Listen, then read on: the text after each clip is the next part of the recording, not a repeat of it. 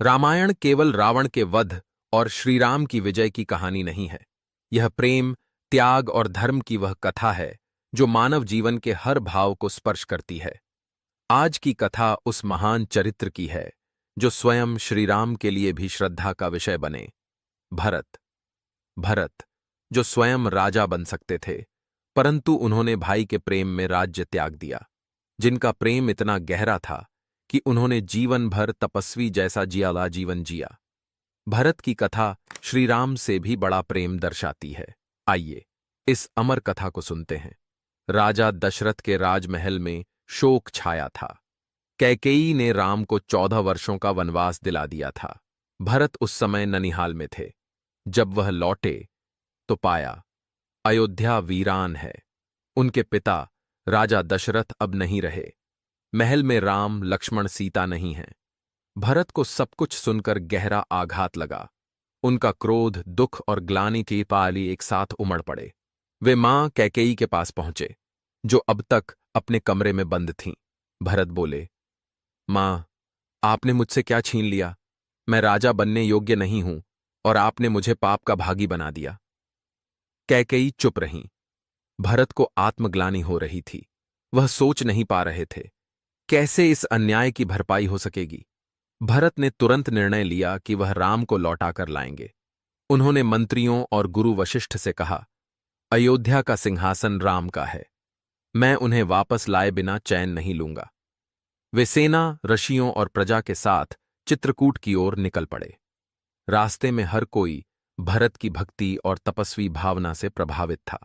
चित्रकूट पहुंचने पर जब भरत और श्रीराम मिले तो यह मिलन केवल दो भाइयों का नहीं, आत्मा और आत्मा का मिलन था। भरत ने श्रीराम के चरणों में गिरकर कहा, भैया चलिए, अयोध्या आपकी प्रतीक्षा कर रही है। श्रीराम ने प्रेम पूर्वक कहा, प्रिय भरत, यह मेरे धर्म का मार्ग है। पिताजी की आज्ञा मेरे लिए सर्वोपरि है। मैं वनवास के 14 वर्ष पूर्ण करके ही लौटूंगा। भरत ने रोते हुए कहा, भैया, जब तक आप लौटेंगे नहीं तब तक अयोध्या में राजा नहीं होगा। आपकी खड़ाऊं ही राज सिंहासन पर बैठेगी। राम ने खड़ाऊं दी। भरत ने उन्हें सिर से लगाकर प्रण किया, मैं नंदीग्राम में रहूंगा और जब तक आप लौटेंगे नहीं तब तक राज्य का एक कण भी नहीं छूऊंगा। भरत अयोध्या नहीं लौटे। उन्होंने नंदीग्राम को अपना तपोवन बनाया। राजसी वस्त्र त्याग दिए, वल्कल वस्त्र पहने, जमीन पर सोना, फल फलाहार खाना, नंगे पांव चलना उनका जीवन एक तपस्वी जैसा बन गया। भरत का हृदय राम में लीन रहता। वे प्रातःकाल राम के चित्र के सामने बैठकर राम नाम का जाप करते। राम ही प्राण हैं, राम ही धर्म हैं, राम ही मेरा जीवन। भरत की दिनचर्या ऐसी थी, वे जनता की समस्याएं सुनते, न्याय करते, परंतु स्वयं कभी राजसुख नहीं लेते। वे खड़ाऊं को ही राजा मानते थे। हर दिन राम की प्रतीक्षा करते, हर दिन आंसू बहाते। हर पर्व, हर उत्सव अधूरा लगता। उधर कैकेयी अब विलाप करती थीं। वह दिन रात भरत के मौन से दुखी रहतीं। एक दिन उन्होंने भरत से कहा, बेटा, क्या मैं तुम्हारी मां नहीं रही अब? भरत बोले, मां, आपने मुझे जीवन का सबसे बड़ा अपराधी बना दिया है। मैं कैसे मां कहूं आपको? कैकेयी टूट गईं। उन्होंने राम को वनवास दिलाने के अपने कारण बताए। मैंने सोचा था तुम राजा बनोगे और सबसे शक्तिशाली बनोगे, परंतु मैं यह भूल गई कि प्रेम सत्ता से बड़ा होता है।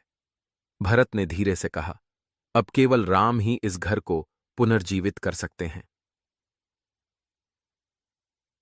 अयोध्या का हर व्यक्ति राम की वापसी की प्रतीक्षा करता था, पर सबसे अधिक बेचैनी भरत को थी। हर वर्ष वे कैलेंडर बनाते, हर दिन राम की वापसी की संभावनाओं पर ध्यान रखते। साल दर साल बीतते गए। राम की स्मृति अब न केवल हृदय में बल्कि नंदीग्राम की हवा में बस गई थी।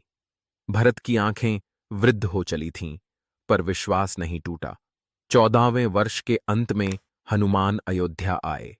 वे राम की वापसी का संदेश लेकर आए। भरत ने जैसे ही यह सुना, वे मूर्छित हो गए। उनकी आंखों से अश्रुधारा बहने लगी। उन्होंने तुरंत नगर को सजाने का आदेश दिया, लेकिन स्वयं मौन साध लिया। उन्होंने कहा, आज का दिन मेरे जीवन का सबसे पवित्र दिन है। यदि राम मुझे स्वीकार करेंगे तो मैं धन्य हो जाऊंगा। पुष्पक विमान उतरा। श्री राम, सीता और लक्ष्मण उतरते हैं। जय घोष गूंजते हैं। भरत आगे बढ़े, परंतु राजा की भांति नहीं, सेवक की भांति। वे श्रीराम के चरणों में गिर पड़े। भैया, मैंने पाप किया, मैं आपको लाने न सका। आप बिना अपराध के वनवासी बने, मैं केवल पश्चाताप ही कर सकता हूं। राम ने भरत को उठाया। भरत, तुमने मुझसे बड़ा प्रेम किया है। तुमसे बड़ा त्याग किसी ने नहीं किया। मेरा वनवास केवल रावण को मारने के लिए नहीं था, यह प्रेम की परिभाषा समझने के लिए भी था, और वह तुमने सिखाई। राम अयोध्या लौटे, राज्याभिषेक हुआ।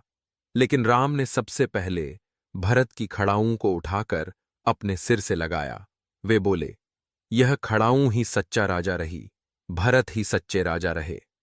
भरत पीछे हटते रहे, बोले, भैया, अब राज्य आप संभालिए, मैं केवल आपके चरणों में स्थान चाहता हूं। राम ने उन्हें अपना मंत्री और मार्गदर्शक बनाया। प्रजा ने भरत के त्याग और राम के धर्म को एक साथ नमन किया। भरत का जीवन राममय हो गया। उन्होंने विवाह नहीं किया, संतान नहीं हुई। उन्होंने अपना संपूर्ण जीवन श्री राम की सेवा में लगाया। राम के राज्य में जब न्याय होता तो भरत न्याय का उदाहरण बनते। उनके संयम, करुणा और विवेक की मिसालें दी जातीं। भरत ने हमेशा यही कहा, अगर भाई के लिए जीवन न समर्पित किया जाए तो ऐसा जीवन व्यर्थ है। उनका अंतिम समय भी राम नाम जपते बीता। राम स्वयं उनके अंतिम संस्कार में सम्मिलित हुए। रामायण कहती है, भरत के बिना राम का यश अधूरा है। प्रेम सत्ता से बड़ा होता है। त्याग ही सच्चे प्रेम की परिभाषा है। धर्म का पालन केवल शास्त्रों से नहीं, हृदय से होता है। अगर यह कथा आपके मन को छू गई हो तो कमेंट में लिखें, जय श्री राम, जय भरत। और ऐसी ही गूढ़ मार्मिक रामायण कथाओं के लिए हमारे चैनल को जरूर सब्सक्राइब करें। मित्रों, अब हमने तो आपको कहानी सुना दी है, अब बारी आपकी है। यदि यह कहानी पसंद आती है तो वीडियो को लाइक करके चैनल को सब्सक्राइब जरूर करें और प्यारा सा कमेंट भी करें। Thanks for watching.